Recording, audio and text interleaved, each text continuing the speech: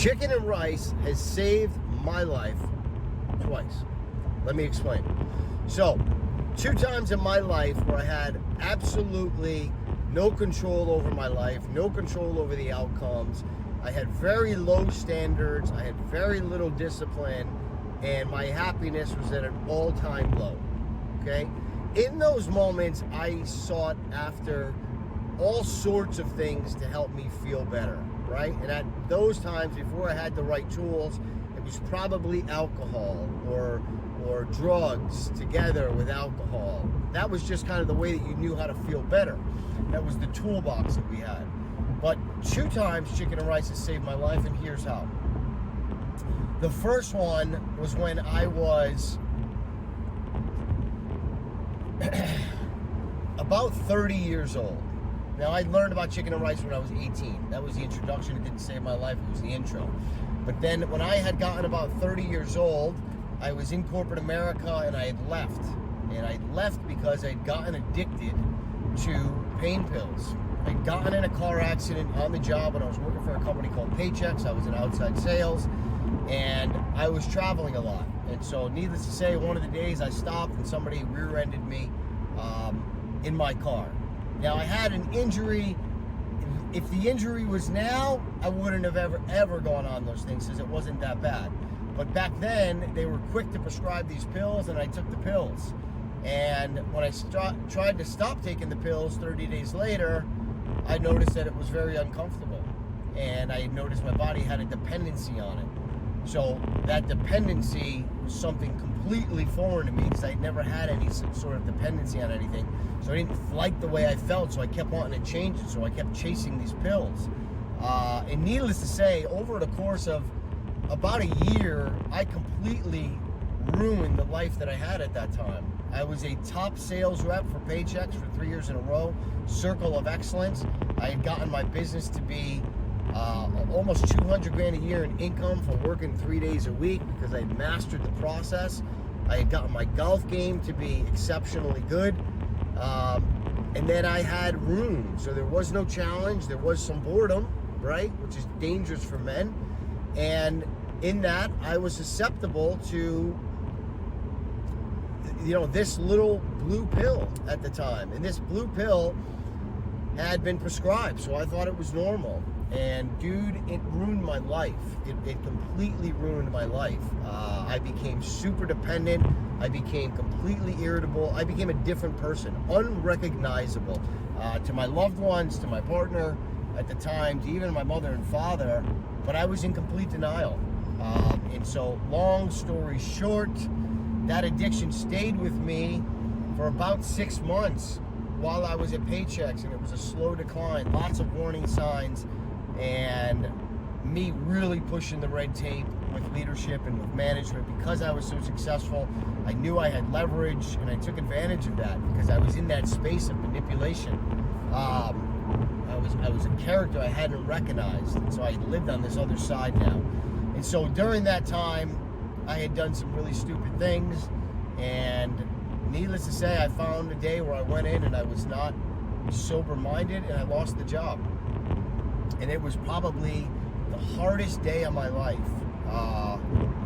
Not that day because I was so out of it, but months later when I had come out of the pill addiction and I had sobered up because it required me to do that, and I had to get a new direction, it was very painful to know that the people that loved me, that trusted me, that looked at me as a leader, that I had trained, all these other people that were excellent sales reps had looked up to me. I had trained them. I had given them the playbook.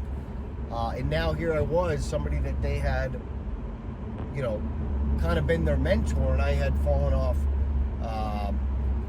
the steep, so to speak. And it was embarrassing, man. It was soul-crushing embarrassing, and more importantly, it was hard for me because I loved everyone on the team. And it wasn't easy, but it's still not easy. I get choked up a lot. But anyway, where does chicken and rice come into this motherfucker? Here's where it comes in, okay? I had to clean my shit up, and I knew the pills had done some damage, the lifestyle had done some damage, the sleeping had done some damage. I had broken so many relationships. Dude, it's emotional. I don't mean to even get emotional, but shit, it comes back. So, all right. So there was so much damage and wreckage. I didn't know where to turn. And I did not have somebody that I had trusted that really trusted me, because I had been somebody they hadn't recognized. So there was lies in there, and there was deceit, and there was hiding. So now when the time came out where the skeletons were out of the closet and the addiction was obvious and the lies were called out from underneath the rug, so to speak, that's a hard place to be. And I know a lot of you guys have vices and have mistakes that you've made, and then either everybody's left you and you're kind of forced to figure it out yourself, or just continue and fucking put your foot under the metal on that lifestyle and just run with it. And I didn't want to do that. I had literally lost all my money because I was drinking and taking pills, and there was a casino in Florida, and I lost my job, and I had all this money from my 401k and all this money from my income, and I literally just blew it. So when that run ended, man, I needed to find myself, and I didn't know how to do it at all. I didn't have parents that I could call and could say, hey, this is what you got to do. I didn't have friends that had been through it. There was a lot of judgment that was happening on me, like, what the fuck happened to Dane? The fucking guy's an idiot. People that I loved and trusted, they didn't seem as if they loved and trusted me. And I know that I'm not alone in feeling that. But anyway, I needed help, and I didn't know how to get it, and I didn't think anybody was going to give it to me. So I had to get it myself. And so what I did was I went and found, I sought back in my life when I was clean and I was sober and I was happy with myself and I felt good in my own skin. And that period was when I was in college. I had never touched a drug or never drank excessively. I always had to work and grind all the way up to this time where I'd finally let off the gas. And when I did that, I created this addiction, which wasn't good.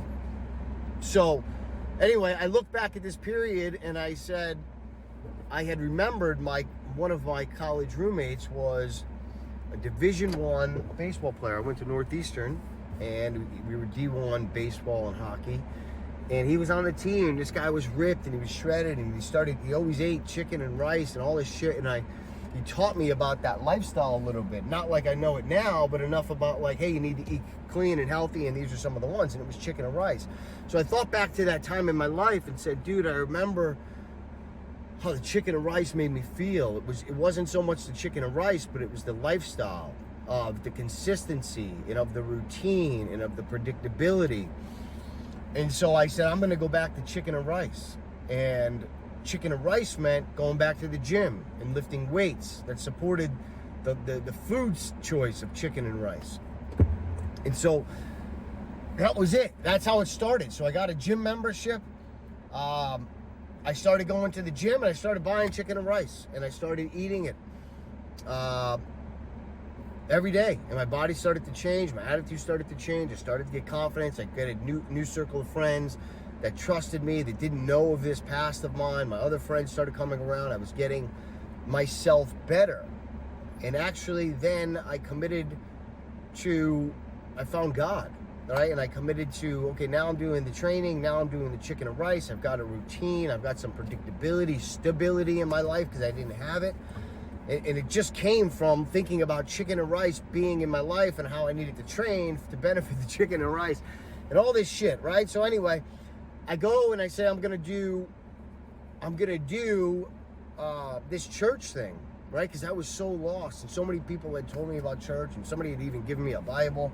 And so I said, well, I'm really inconsistent, but I'm going to commit to one thing. Since I'm not going out Friday and Saturday anymore doing the drinking and womanizing and all that shit, I'm going to commit to going to church every single Sunday for 90 days. That was my commitment. And that's all I did. And in that 90 days, what happened was I got my business idea for 𝐎𝐓𝐇𝐄𝐑 Consulting, which was the first headhunting firm I started. I met my wife, who's now my wife, the woman of my dreams, who's now my wife. The first meal that I served her when she came over to my house, I grilled chicken with rice and broccoli. It was literally the first meal that I gave her. And I knew that day this is going to be the woman I married. It was freaking weird. But I was at that place. All of that I share with you, right? Because chicken and rice, the idea of chicken and rice was the idea of discipline, was the idea of routine, was the idea of predictability, was the idea of order, all things I didn't need. And then the training complemented that. So it wasn't about the chicken and rice, it was about the lifestyle that the chicken and rice had. And so long story short, me and my wife were super fit for 3 years. We met in the gym. She did bodybuilding competitions. I was super diligent and healthy.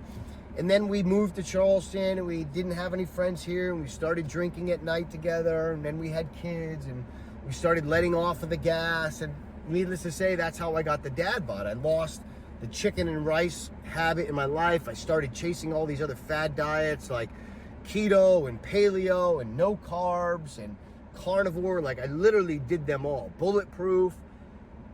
And slowly but surely my body started changing into what you see on my Instagram, on my YouTube, on my LinkedIn, wherever you're watching this.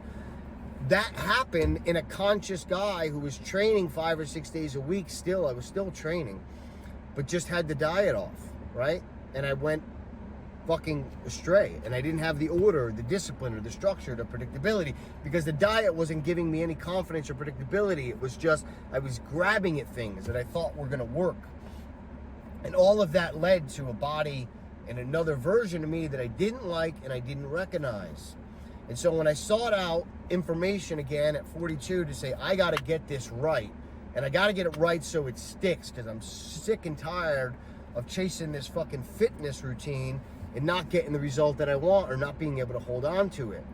So I did the research, and I recognized hypertrophy training was the #1 thing for men over 35 to change their body composition. 2, I recognized that IFBB pros were the best in the world at sculpting bodies. So I had somebody I could find that could help me get this information and put it into my life. 3, I recognized macro-based diets were most optimal for men in my position, that were busy, that also liked to look and feel good about the training they were doing. And so I looked at all of that and I said, okay, I got to start looking at things. And I watched bodybuilding videos. And one of the first videos I watched was Seth Feroce, who I had never even heard of at the time. And the video was called Chicken and Rice Motherfuckers.